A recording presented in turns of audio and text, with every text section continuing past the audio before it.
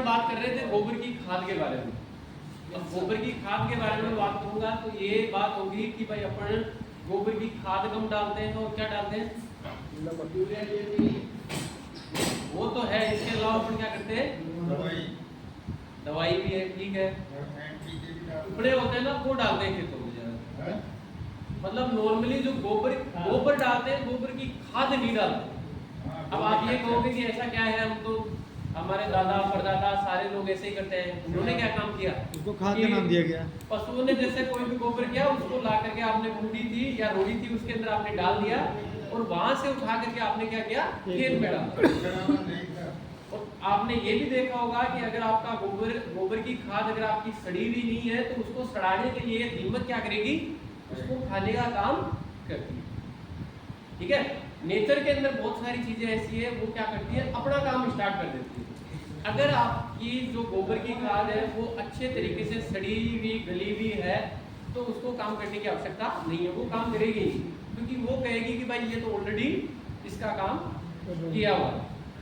ठीक है, तो गोबर की खाद डालने से पहले आपको ये देखना है कि जो आपका जो गोबर है वो अच्छे से सड़ा गला हुआ है या नहीं।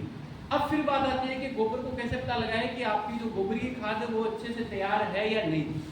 तो सीधी सी एक ही बात ध्यान रखना, चूरमा जानते हो सब, राजस्थान के लोग चूरमा नहीं जाने ये हो ही नहीं सकता। अब ये ध्यान रखना, जैसे चूरमा होता है उसको यूं करते हैं, उसको खोलते हैं तो वापस खुल जाता है ना, वैसा अगर आपका खाद है तो समझ जाना ये गोबर की खाद अच्छी तरीके से सड़ी हुई गली हुई है। अगर आपने यूं मतलब उसको गोबर को यूं मुट्ठी में बंद किया और वो लड्डू बन गया तो मतलब समझ जाना कि ये अभी भी गोबर ही है, ये अभी खाद के अंदर कन्वर्ट नहीं। ठीक है, तो आपको ये ध्यान रखना है कि जो आपका खेत है उसके अंदर क्या डालना है, अच्छे तरीके से सड़ी हुई और गली हुई खाद डालनी। अब फिर बात आती है कि जैसे कोई भी आप जैसे गोबर की खाद जैसे यूज करते हो आपके गड्ढों के अंदर तो कितनी करनी चाहिए। एक आपने नाम सुना होगा कि अपन ये कहते हैं कि ज्यादा अगर आपने गोबर की खाद डाल दी तो आपका पेड़ है गर्मी के कारण क्या हो जाएगा, सुना है। तो अब फिर बात है क्या आती है कि कितना गोबर डालें ये भी नहीं पता, ये होता है ना।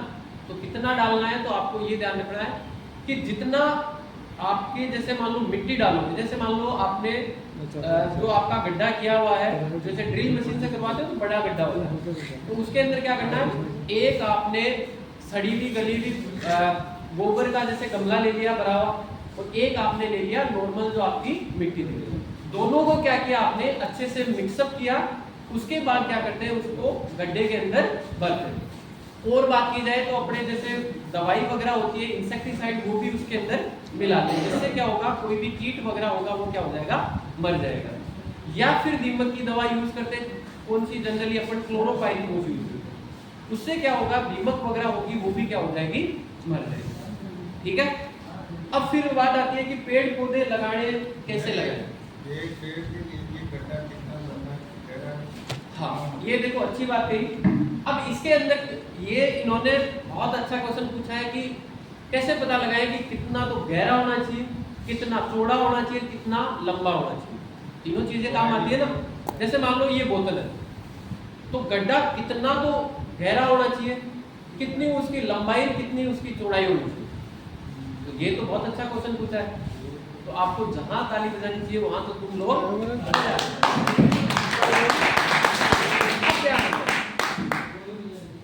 ऐसे फल वृक्ष जिनकी लंबाई ज्यादा होती है, इधर देखो, ऐसे फल वृक्ष जिनकी लंबाई ज्यादा होती है उनके लिए जैसे आम है, आंवला है, और अगर बात की जाए जैसे चीकू है, जामुन है, ऐसे फल वृक्ष जिनकी लंबाई ज्यादा होगी और उसकी जो पेड़ जो होगा उसकी चौड़ाई भी ज्यादा होगी, उनके लिए गड्ढे की जो लंबाई रखते हैं वो कितनी रखते हैं, 1 मीटर लंबा होना चाहिए, 1 मीटर क्या होना चाहिए, चौड़ा, और 1 मीटर की आपकी गहरी होनी चाहिए।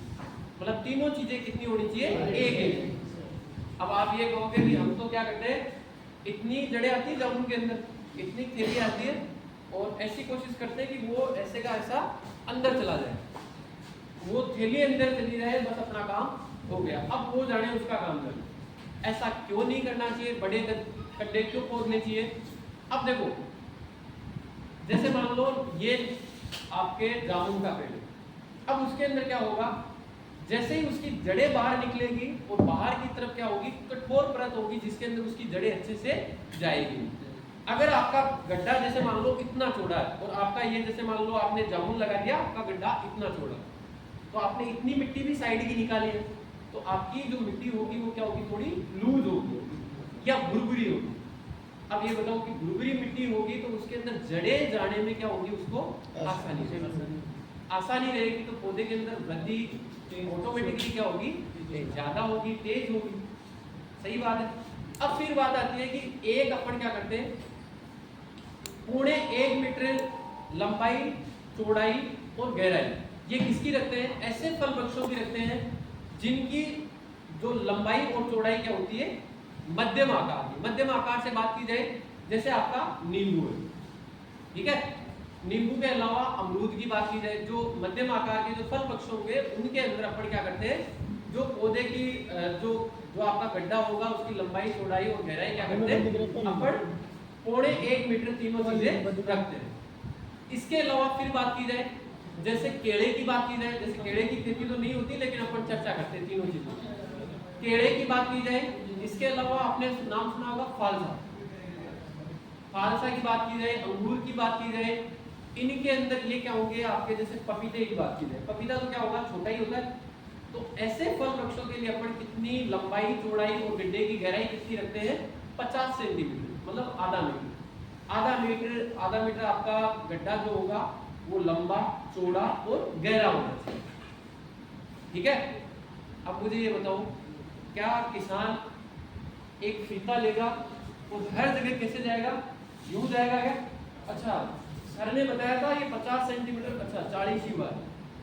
अच्छा ये क्या हुआ, अभी तो 43 हुआ है, अभी तो 7 और बाकी, ऐसे करेगा क्या, फीता ले लेकर के बाद में? हाँ, ये एक्सपीरियंस है, इसीलिए कहता हूँ कि भाई एक्सपीरियंस मिलेगा यहाँ आपको, बहुत सारी चीजें ऐसी होगी जो आपके पास ऑलरेडी पड़ी होगी। अब क्या करते हैं अपन, क्या करेंगे, 50 सेंटीमीटर की कोई लकड़ी लेंगे, ठीक है, उसको क्या करेंगे, यूं डालेंगे गड्ढे के अंदर। अगर वो सीधे पैने में चली जाती है, इसका मतलब क्या है, आपका गड्ढा 50 सेंटीमीटर का पूरा खुदा हुआ है। अगर उसको यूं डालेंगे, दोनों तरफ से चेक करना आपको, ठीक है। इसके अलावा अगर लकड़ी को अपन यूं डालते हैं गड्ढे के अंदर और फिर वो आपकी जैसे जो जमीन होगी उससे यूं करते हैं, अगर उसके टिप को टच नहीं करती है या नॉर्मल बिल्कुल बराबर रहती है, तो अपन क्या मानते हैं, ये आपका गड्ढा है जो बिल्कुल बराबर है। अब ऐसे नहीं करना, ये बिल्कुल सही कहा कि ऐसे फीता लेकर के बार बार यूं नहीं नापना, क्योंकि अक्सर ऐसा होता है भाई, जिस आदमी को नहीं पता, ऐसा होता है ना, जिस आदमी को नहीं पता तो वो तो करेगा ही, और मैं जैसे ऐसे बता के चला जाऊँ, ये नहीं बताऊँ, तो वो ऐसी चीजें आती है सबके सामने, ठीक है। तो फिर बात हो गई आपके गड्ढों की, बात हो गई कि गड्ढे क्या बनने चाहिए, कैसे बनने चाहिए। फिर सबसे बड़ी बात आती है कि फल वृक्षों को कब लगाना चाहिए। अब आपका एक ही रिप्लाई आएगा सीधा सा कि फल वृक्षों को कब लगाना चाहिए, चौमासा। चौमासा कब आपको देखने को मिलेगा, आपके जून जुलाई, या जून को मारो कोड़ी, तुम तो ये ध्यान रखो जुलाई से कि भाई जब बरसात आएगी ना, अपने जैसे मानसून जल्दी आ गया तो अपन ने क्या कर दिया, जल्दी पेड़ पौधे लगाए। अपन किसके भरोसे हैं, मानसून के भरोसे। ऊपर वाला अपने को ग्रीन सिग्नल देगा, लगा सकते हो तो ही लगा पाओगे। अगर जैसे मान लो मानसून आता ही नहीं, लेट आता, तो मैंने कह दिया जून जुलाई में लगाना, क्या जून में लगाओगे, क्या नहीं लगाओगे, ठीक है। तो अपन जो भी पेड़ पौधे लगाते हैं वो कब लगाते हैं, वर्षा ऋतु के आगमन के समय, और अपन जनरली ये मानते हैं कि जून और जुलाई के अंदर लगाते हैं, ठीक है।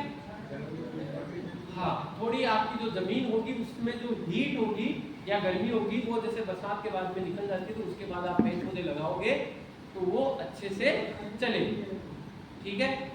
अब क्या होता है, एक और चीज आपको देखने को मिलेगी, आपने भी यही देखा, मैंने भी यही देखा, पेड़ पौधे कब लगाते हैं, वर्षा ऋतु के समय, ठीक है, जून और जुलाई में।